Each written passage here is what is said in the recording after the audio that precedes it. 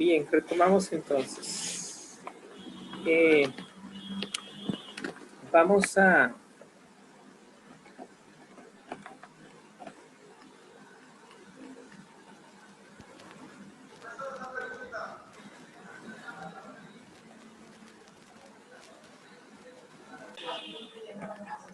cuando hablamos de ente y esencia, en el primer capítulo, que fue un poco que lo dejamos ayer, Santo Tomás de Aquino, nos va a adentrar en lo que se llama el concepto del ente, y en él vamos entonces a fijar nuestra atención. ¿Qué es el ente? Es, a la luz de Aristóteles, es cualquier individuo que veamos en la realidad. Pueden así haber entes artificiales como una casa, una silla, y pueden haber entes naturales como una piedra, un árbol, un animal. Ente es toda realidad individual que encontramos en este mundo.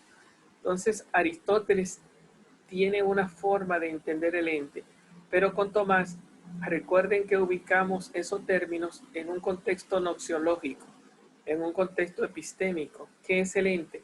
A la luz de Tomás de Aquino, esto es lo que vamos a tratar de desentrañar a la luz de esta lectura.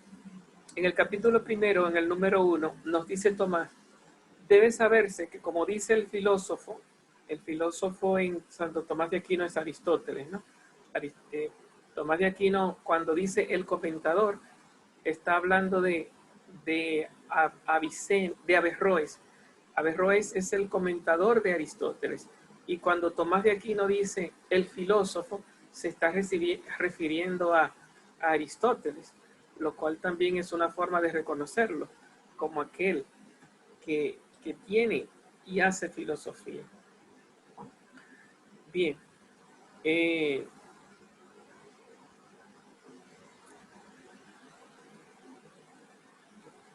Ok, entonces hay 2 personas en la sala de espera, creo que ya están incluidas. Bien, entonces, cuando hablamos de el filósofo y cuando hablamos del comentador, entonces nos dice Tomás de Aquino, debe saberse que, como dice el filósofo, Aristóteles, por lo tanto, en el libro quinto de la metafísica, recuerden que ese libro quinto es como una especie como de glosario.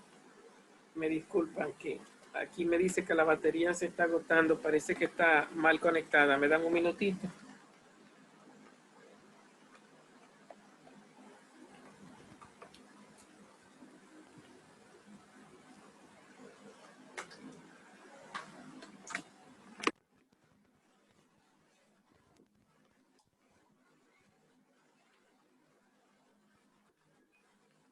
Bueno,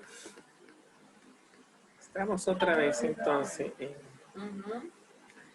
Entonces retomamos la idea. Nos dice Tomás,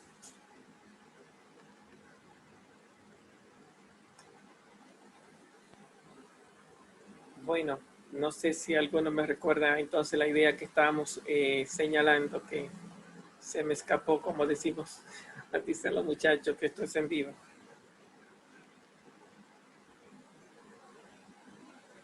Yo le decía en el libro quinto de la metafísica, que el libro quinto de la metafísica en Aristóteles es una especie como de glosario de términos. Es un conjunto de definiciones, como una especie de diccionario. Y bueno, entonces nos dice que el ente se dice por sí de 2 modos. De un modo por el que se divide en 10 géneros y por el otro por el que se significa la verdad de las proposiciones. Bueno, ahí tenemos un punto de entrada. Dice, el ente en principio no nos habla como si estuviera dándonos una definición, qué es el ente, pero nos está ubicando el ente en un contexto nociológico. El ente se dice, o sea, de alguna forma, cuando uno habla, uno puede hablar de la realidad. La realidad se expresa en el lenguaje. El ente se expresa en el lenguaje. Así, cuando yo le hablo de mis padres, de alguna forma, yo lo declaro, lo expreso, se dice. Decía, esto está contra Gorgias, porque Gorgias decía que la realidad, si se conoce, no se puede expresar, porque por nuestra boca, nuestros labios, lo que salen son sonidos, y lo que el oyente recibe son sonidos, y que cuando yo hablo de la realidad, mis padres, las piedras, no son sonidos, son realidades. Por lo tanto, decía Gorgias que como lo que yo comunico son sonidos y la realidad no es sonido, el conocimiento no se puede expresar. Pero sabemos que si no se puede expresar a nivel de que eh, no entran en mis experiencias como realidad material dura, y esa experiencia material dura se convierte en ideas, y así cuando yo hablo no salen por mi boca, como diría eh, Jesús Hernández, vaca, perro. O sea, la realidad no es la que sale por mi boca.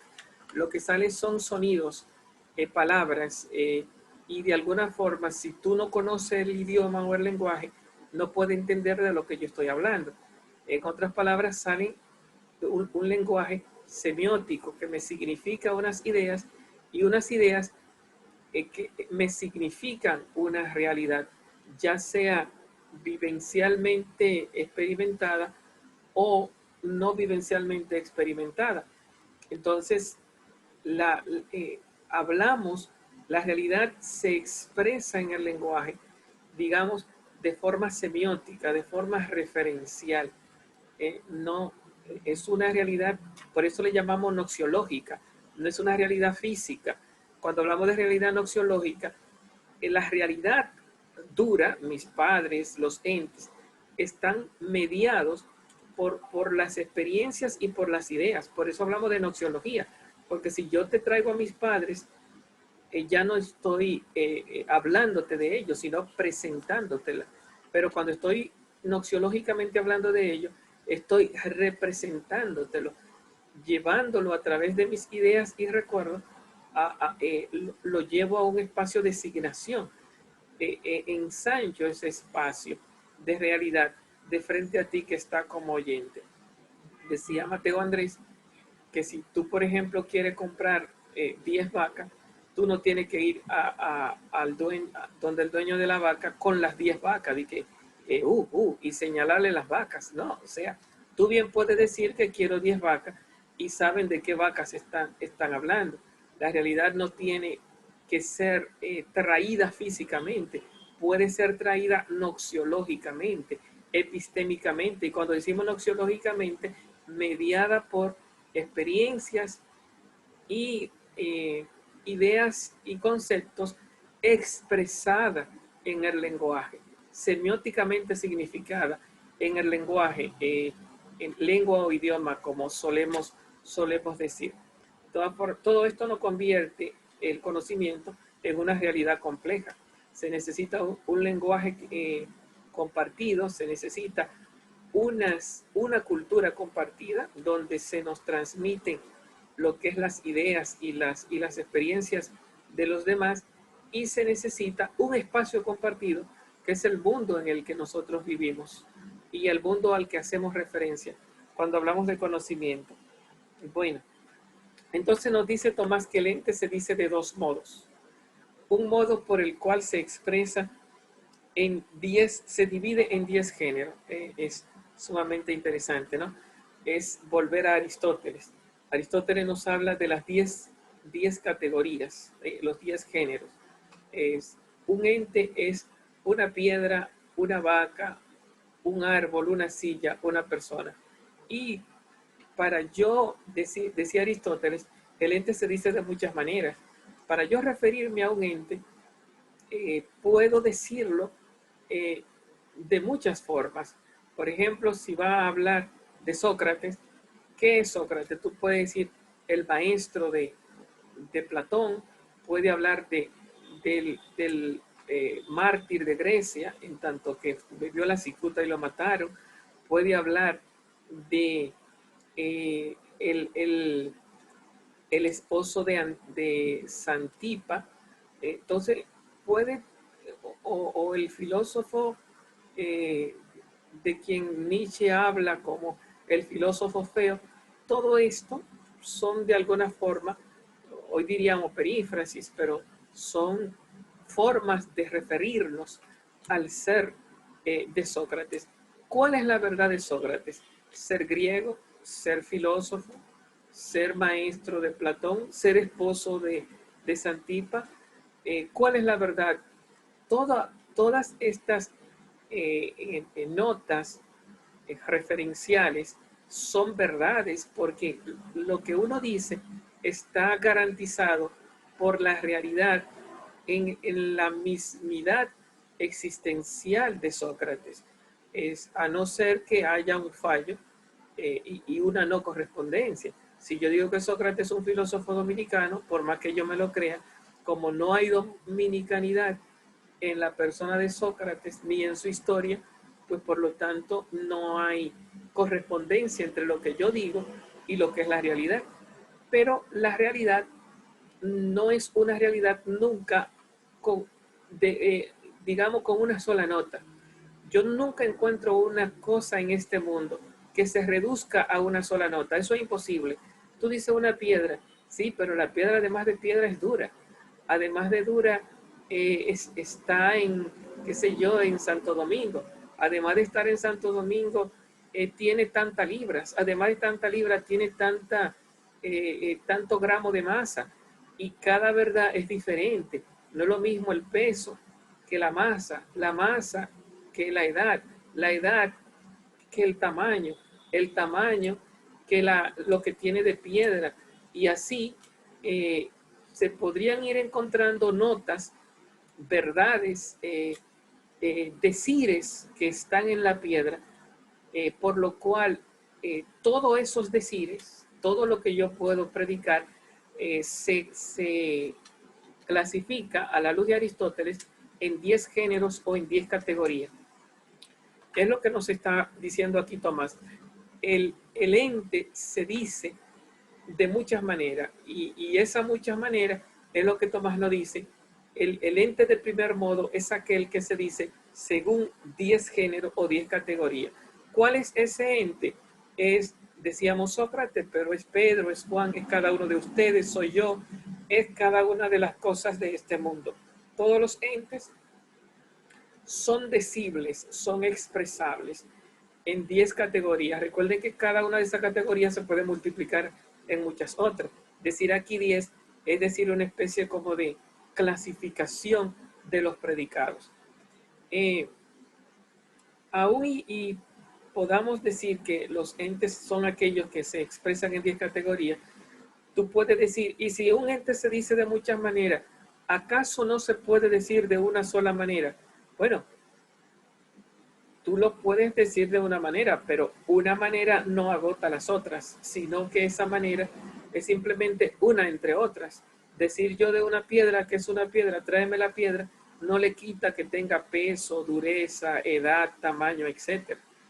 Y cuando utilizamos el nombre propio de una persona, por ejemplo, digo Sócrates, de este hombre griego, filósofo, maestro de Platón, utilizo el nombre propio, estoy utilizando una sola palabra para significarlo. Y tú dirás, entonces no lo estoy diciendo de muchas maneras.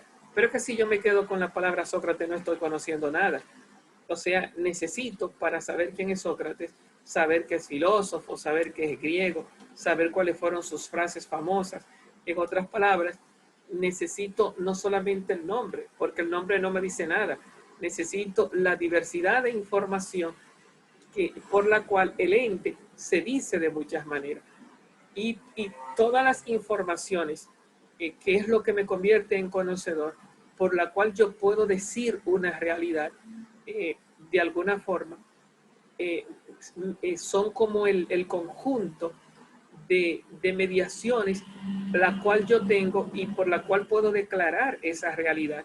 Mientras menos yo conozca una realidad, menos puedo hablar de ella, menos puedo decir de ella. Entonces, el ente se dice de muchas maneras, pero ¿quién es el que puede decir más? El que más sabe. ¿Y quién es el que puede decir menos? El que menos sabe. En ese sentido, el saber, de alguna forma, del conocer, Si aceptamos esta disparidad, serían como también el conjunto de mediaciones que está en nosotros, que se expresan a través del lenguaje. Bueno, ¿qué es un ente? En principio, aunque no aparezca como definición, y de hecho es imposible definirlo, es aquel que se dice según las 10 categorías, cada una de las cosas de este mundo, que es imposible reducirla a un decir, que es imposible reducirla a una definición. Tal vez la podemos nominar, pero el nombre no podría servir como una especie de sombrilla. ¿Quién es Sócrates? Sócrates es todo lo que se puede decir de él, siempre y cuando sea verdadero aquello que se diga. Entonces puede ser que el nombre, como una especie de sombrilla, me cubra toda esa realidad. Es lo que se llama el nominalismo en Guillermo de Ockham. El nombre no me define, pero sí como que me cubre, me señala, me signa. El nombre me habla de la realidad total, holística, de la cual estamos hablando. Y así digo Pedro, Juan, y hablo de esa totalidad, con todas sus categorías, con todos sus accidentes, con toda su realidad. El nombre signa y al mismo tiempo refiere, pero de una forma no definicional, no definitoria. Por lo tanto, al decir no definitoria, estamos perdiendo la esencia, o más bien implicando la esencia, pero no de forma única, sino de forma en la diversidad de lo que se puede decir, porque cada decir es una especie de esencia de esa realidad. Entonces el nombre no atrapa la esencia, sino que me cubre una diversidad de esencia. Y por lo tanto, al no ser uniesencial, sino a ser multiesencial, el nombre se me convierte de alguna forma en una especie como de signo cubridor de una diversidad, de un universo de esencias, tanto primera como segundas.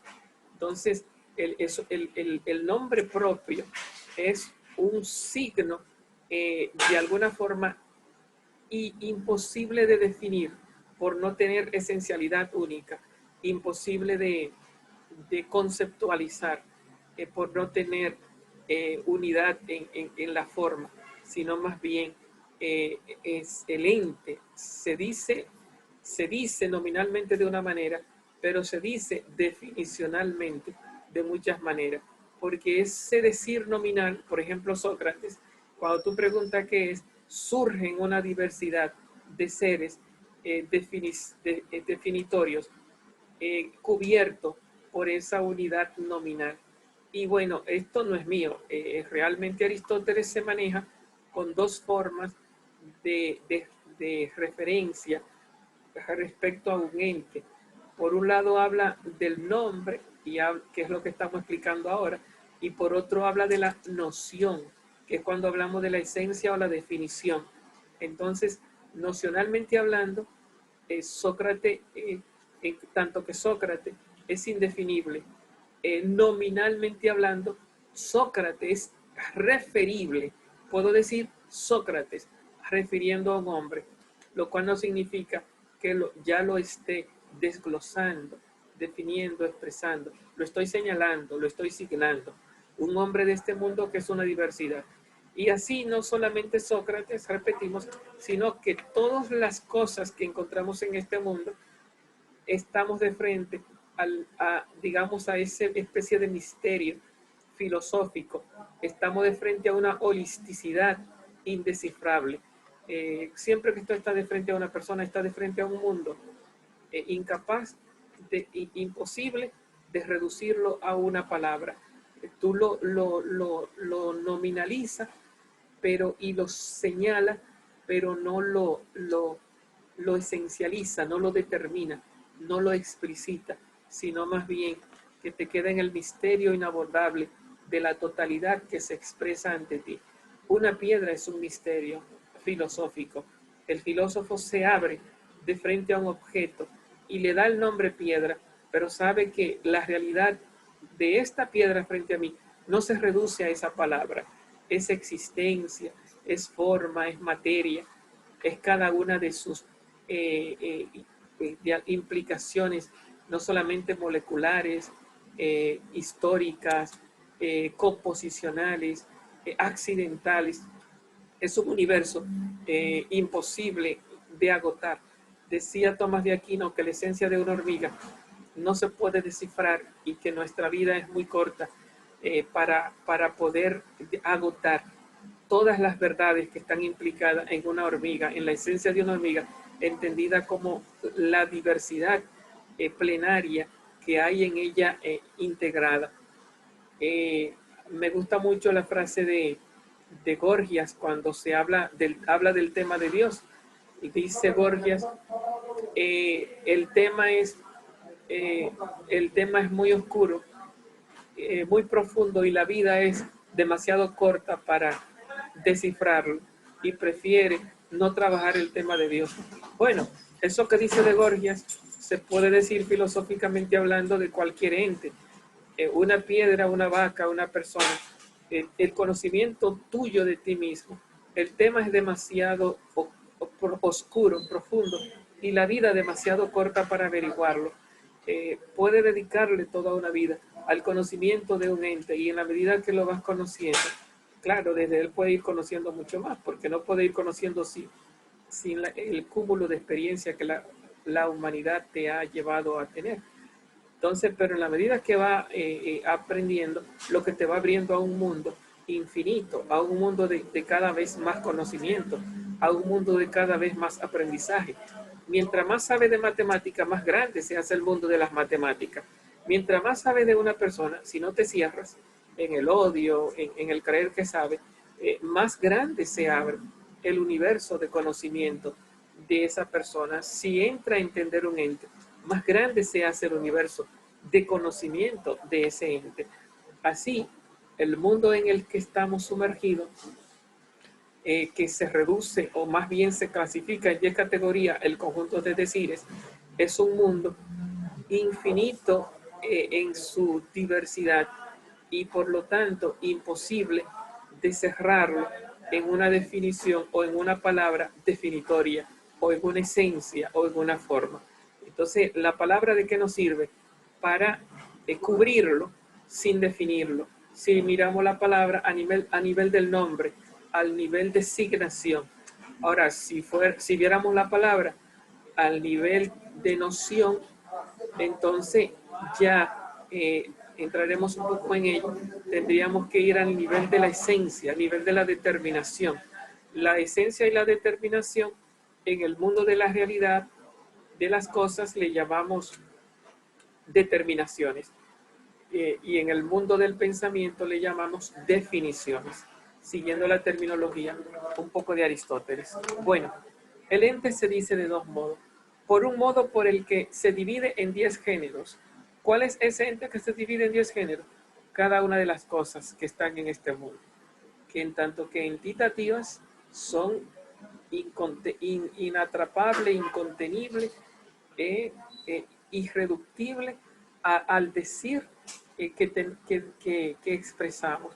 Por eso se dice en las 10 categorías.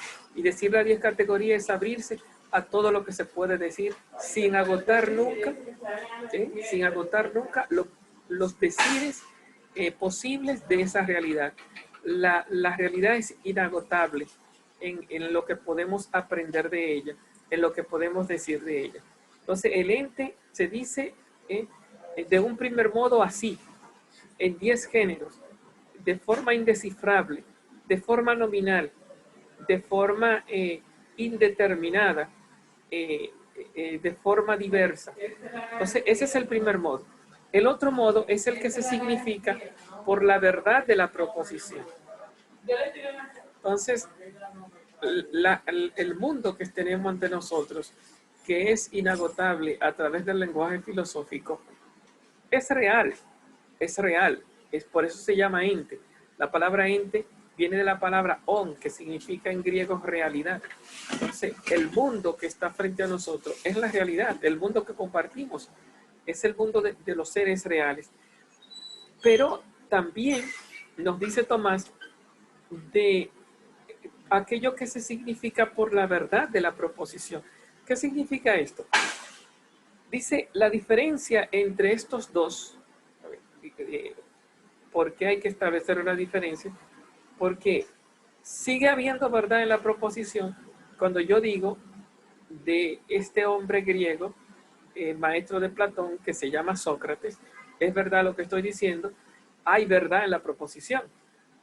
¿Y cómo es que Tomás me habla de verdad en la proposición? Si cuando yo hablo de las 10 categorías hay verdad en la proposición.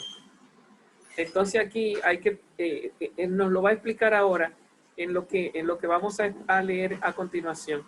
Entonces, ¿en qué se diferencia el primer modo y el segundo modo? No es en la verdad de la proposición, porque en los dos entes, el primer modo y el ente de segundo modo, hay verdad en la proposición. Entonces, ¿dónde vamos a encontrar la diferencia? Nos dice Tomás, la diferencia entre ellos consiste en que por el segundo modo, que es el que le llama verdad de la proposición, que también lo tiene el primero, por el segundo modo, puede llamarse ente a todo aquello sobre lo cual puede formarse una proposición afirmativa, aunque no le corresponda nada en la realidad. Aunque no le corresponda nada en la realidad. ¿Qué significa esto? Cuando yo hablo, por ejemplo, de una piedra o hablo de mis padres, lo que yo digo le corresponde la realidad entitativa, existencial y esencial de mis padres. Mis padres existen en la realidad. Pero cuando yo hablo del segundo modo, lo que yo digo no se corresponde, no está garantizado por una realidad existente y esencial. Por lo tanto, el ente, dicho aristotélicamente hablando, el ente real, el ente de primer modo, no existe. Entonces, ¿cómo puede haber un ente que exista sin que sea ente? Entonces, aquí esta es la entrada al ente de Santo Tomás de Aquino, que no lo encontramos de lleno así en Aristóteles. El ente de segundo modo ensancha, sobreenriquece lo que se llama la entitatividad de Aristóteles en Tomás de Aquino. Entonces, cuando hablamos de la diferencia entre ellos consiste que por el segundo modo puede llamarse ente a todo aquello sobre lo cual pueda formarse una proposición afirmativa, aunque no le corresponda nada en la realidad. Entonces nos da el ejemplo con el cual se esclarece este discurso. Así pues decimos que la afirmación es opuesta a la negación. Es curioso, ¿no? Todos sabemos que la afirmación y la negación se oponen. Es un poco como el decir de Heráclito, ¿no? De que existe un mundo de contradicción en que el ser no es y el no ser es. Entonces, la afirmación es afirmación y de alguna forma se opone a la negación, pero nunca encontramos en este mundo una afirmación siendo opuesta, siendo anulada por la negación, y nunca encontramos una negación siendo anulada por una afirmación. O sea, lo sabemos, pero en el mundo entitativo son realidades que cuando aparece una desaparece la otra. Digamos, por ejemplo, esos ejemplos clásicos de Heráclito, la luz y la oscuridad. La luz y la oscuridad no pueden convivir. Si hay luz, está la afirmación del ser luz. Y cuando desaparece la luz, tú dices, está la afirmación de la ausencia de la luz. Ok, entonces tú dices, la oscuridad se opone a la luz. Pero ¿cómo la oscuridad se va a oponer a lo que no existe? Porque cuando la oscuridad existe, la luz no existe.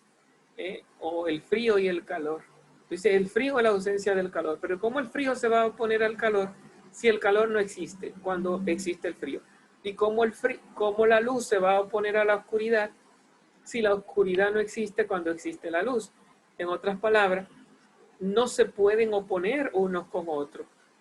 Tal vez, visto en otro sentido, una cosa puede sustituir, o sea, ocupar el lugar de la otra, pero tú nunca lo encuentras a los dos peleando y que la oscuridad se opone a la luz, existiendo los dos en un mismo espacio, que el frío se opone al calor, existiendo los dos en un mismo espacio. En este sentido, es un ente de razón, no es un ente real.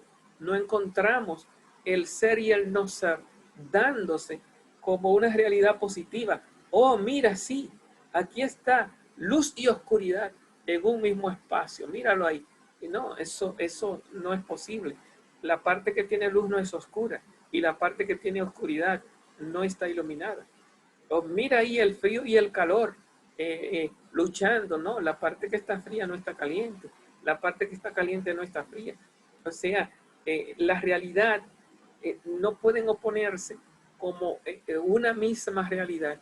Bueno, sin embargo, es una verdad que la sabemos, pero no en un mismo tiempo y un mismo espacio, sino en la extensión del tiempo y del espacio. Entonces no puede existir como una realidad. Ahí, por eso no puede ser un ente de primer modo. No puede estar, míralo ahí, no es un ente de 10 por el cual se pueda expresar las 10 categorías.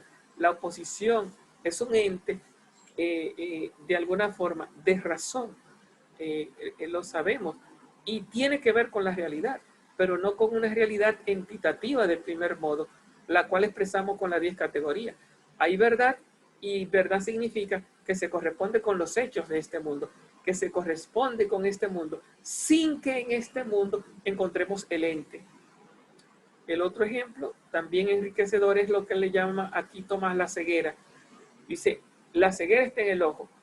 Es verdad que la ceguera está en el ojo, pero ¿cómo eso va a ser verdad si la ceguera, cuando yo voy a estudiar la ceguera, el ojo del ciego, no encuentro nada que se llame ceguera?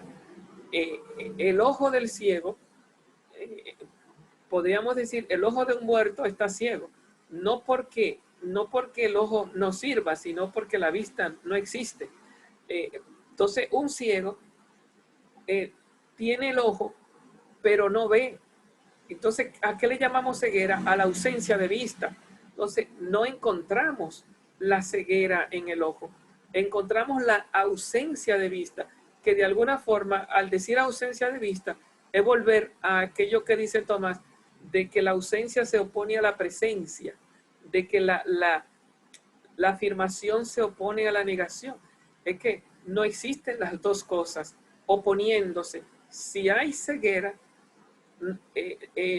no hay vista. Si hay vista, no hay ceguera.